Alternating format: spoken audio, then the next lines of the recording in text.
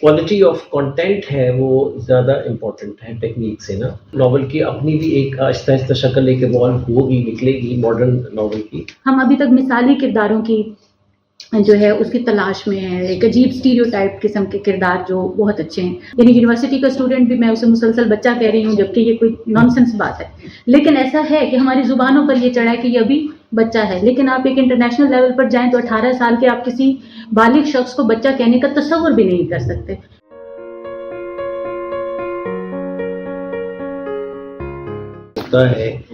ہو سکتا ہے کہ آپ اپنی کہانیوں میں سے کوئی ایک کہانی یا کچھ کہانیوں کو انکارپوریٹ کر کے، تو ایک میں نے پروفائل کا پورٹ فولیو کا جو لفظ یوز کیا تھا وہ اسی بات پہ کیا تھا کہ وہ ایک بات بنتی ہے. لیکن یہ اپنا حمیرہ نے بھی بڑی اچھی بات کی کہ جو کہانی کی اسٹرینتھ ہوتی ہے نا وہ ڈرامے میں ہے، اس میں افسانے میں ہے، یا اس میں ہے ناول میں ہے، جس میں بھی وہ فائنلی وہ اپنی جگہ خود بناتی ہے، وہ اپنا ٹرینڈ اور اپنا وہ پاپولیرٹی کی ذمہ داری بھی اٹھا لیتی ہے نا. تو اس میں ہمیں وہ حیت یا میڈیم کا مسئلہ نہیں ہوتا. اور تیسری بات یہ ہے کہ تیسرا اپنے افسانوں کو کھینچا جا رہا ہے. ہاں یہ ویسے یہ ایک بڑی ہم نے سوری مجھے خیال ہے کہ دیکھیے مجھے اور بات کہ جیسے منشا جات کے جو افسانے بہت طور انہوں نے ناول بھی لکھے، مگر پھر بھی وہ افسانہ کے طور پہ زیادہ جانے جاتے. ممتاز مفتی کے حوالے سے بھی یہ بات ہے، اور کچھ اور ادیب اس وقت میں نام نہیں آ رہے ہوں گے کہ ان کے جو ہے نا ہر طور افسانے کی جو قاسمی صاحب نے تو ناول لکھا ہی نہیں شاید. منشا یاد کی بات کریں، منشا یاد ہے کہ ناول لکھے، شاید 2 ناول لکھے تھے، اور ایک اردو میں وہ ڈرامے سے انہوں نے ناول بنائے. لیکن پھر بھی وہ ان کا افسانہ جو ہے نا وہ زیادہ ڈومینیٹ. تو اس کا مطلب ہے کہ جو کوالٹی آف کنٹینٹ ہے وہ زیادہ امپورٹنٹ ہے ٹیکنیک سے نا. تو اور ایسا ہے ہمارے ہاں بالکل کنٹمپریری اردو میں ایسے دوستوں نے کام کیا کہ وہ افسانے کی کہانی کو انہوں نے ناول بنانے کی کوشش کی ہے، اس میں کوئی شک نہیں ہے. مگر ناول کی اپنی بھی ایک آہستہ آہستہ شکل ایک ایوالو ہوگی، نکلے گی ماڈرن ناول کی، اور ہو سکتا ہے وہ اردو ہی اس کو کرے، کنٹریبیوٹ کر دے. نوبیل پرائز والی بات جو ہے وہ ہمیرا بتائیں گے. اچھا اس کا میرے پاس پتہ کرائیں، آ ہی نہیں جا سکتی ہوں تو کوئی راستہ بتائیں. جی بہت شکریہ سر. اس میں عالمی سطح پر جو بات آپ نے کی ہے نا، اس کا میرے پاس ایک چھوٹا سا آنسر ہے ڈاکٹر وزیر آغا کی زبان میں. انہوں نے بڑی اچھی ایک بات، ایک اشارہ انہوں نے دیا تھا کہ ہم ابھی تک اپنے فکشن میں جو کریکٹر ہے اس کو اپنی پوری طرح، اس کے جو ایک طرح سے گیپس ہیں ان کو آئیڈینٹیفائی نہیں کر سکے. ہم ابھی تک پورا کردار متعارف ہی نہیں کرا سکے. یعنی مرد کا کردار ہے تو وہ اپنی، یعنی اس کو جسم اور دماغ ان 2 سطحوں سے آگے ہم نکلے نہیں نا. ایک تیسری سطح بھی ہے نا، نفسیات کی کئی سطحیں ہیں اور بہت ساری. انسان ایک وقت میں صرف اتنا نہیں ہے جتنا کہ وہ دنیا میں نظر آتا ہے، جتنا اس نے کھایا پیا سو گیا، ایسا نہیں ہے. محبت کر لی، چلے محبت میں ناکام ہو گئے یا کامیاب ہو گئے، دیٹس اٹ. تو وہ کہتے ہیں کہ کردار جو ہے وہ ابھی تک ایکسپلور ہی نہیں ہوا، نہ ناول میں نہ افسانے میں. تو اس وجہ سے ہمارا ابھی ناول اور افسانے کا جو ایک پورا دیانتداری کے ساتھ ایک کریکٹرسٹکس کے ساتھ مکمل انسان کا ایک زاویہ وہ آیا ہی نہیں. اس کے ہماری اپنی حقیقتیں ہیں جس میں ہم کچھ ہماری مذہبی حقیقتیں ہیں، کچھ ہماری سیاسی حقیقتیں ہیں، کچھ ہماری اپنی جو ہے وہ نااہلی سمجھ لیجئے.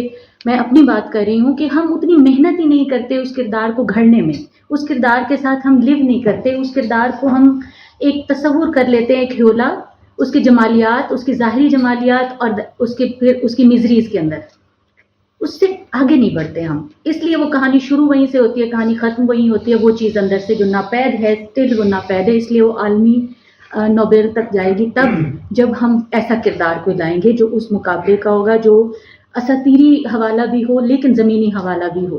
تو ہمارے ہاں یا بالکل اساطیری حوالہ ہے یا بالکل ہم ابھی تک مثالی کرداروں کی جو ہے اس کی تلاش میں ہے، ایک عجیب اسٹیریوٹائپ قسم کے کردار جو بہت اچھے ہیں، اور اس میں ہمارے ہاتھ بندھے ہوئے ہیں، ذہن بندھے ہوئے ہیں. یہ آج کا سوال دیکھیے، ایکچولی ہمارے ہاتھ نہیں بندھے ہوئے، ہمارے ہاتھ تو آزاد ہیں. اب ہم نہ محکوم ہیں، نہ ہمارے اوپر استعماری طاقتیں ہیں، کچھ بھی نہیں ہے. ہمارے دماغ بندھے ہوئے ہیں، ہمارے سوال بندھے ہوئے ہیں. جس دن ہمارے سوال کھل گئے، ہمارے دماغ کھل گئے، اس کو نہ کھلنے کے لیے اگلوں نے پورا کام کر رکھا ہے. اور اس کام کو توڑنے کے لیے ہمیں جس طرح کا دانشور چاہیے، انٹلیکچوئل چاہیے، ایک روڈ میپ سیٹ کرنے والا ٹیچر چاہیے، وہ دستیاب نہیں ہے. اس لیے ہمارا بچہ بھی ابھی تک جو ہے وہ بچہ ہے، یعنی یونیورسٹی کا اسٹوڈنٹ بھی میں اسے مسلسل بچہ کہہ رہی ہوں، جبکہ یہ کوئی نان سینس بات ہے.